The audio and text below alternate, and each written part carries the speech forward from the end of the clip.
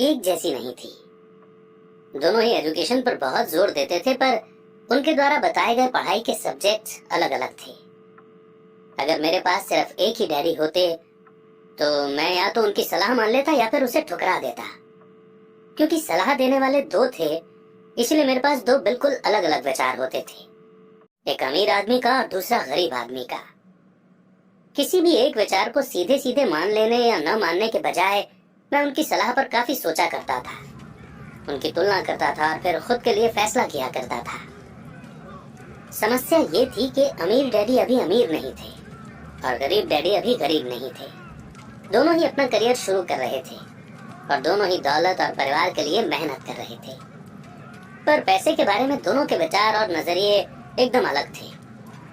Example के तौर पर एक डैडी कहते थे कि पैसे का मोह ही सभी बुराइयों की जड़ है, जबकि दूसरे डैडी कहा करते थे पैसे की कमी ही सभी बुराइयों की जड़ है। जब मैं छोटा था तो मुझे दोनों डैडियों की अलग अलग सलाह से दिक्कत होती थी। एक अच्छा बच्चा होने के नाते मैं दोनों की बातें सुनना चाहता था। परेशानी ये थी कि दोनों एक जैसी बातें नहीं कहते थे। उनके विचारों में जमीन आसमान का फर्क था, खासकर पैसे के मामले में।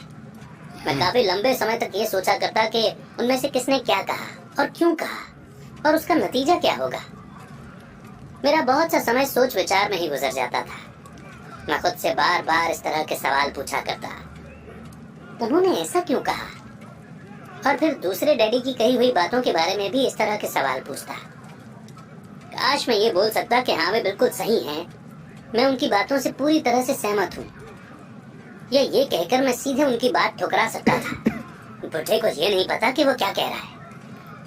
अब क्योंकि दोनों ही मुझे प्यारे थे, इसलिए मुझे खुद के लिए सोचने पर मजबूर होना पड़ा। इस तरह सोचना मेरी आदत बन गई, जो आगे चलकर मेरे लिए बहुत फायदेमंद साबित हुई। अगर मैं एक ही तरह से सोच पाता तो ये मेरे लिए इतना फायदेमंद नहीं होता। पैसों का सब्जेक्ट स्कूल में नहीं बल्कि घर पर पढ़ाया जाता है। शायद इसीलिए अमीर लोग और ज्यादा अमीर होते जाते हैं, जबकि गरीब और ज्यादा गरीब होते जाते हैं और मिडिल क्लास कर्ज में डूबा रहता है।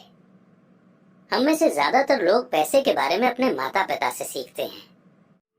कोई गरीब पिता अपने बच्चों को पैसे के बारे में क्या सिखा सकता है?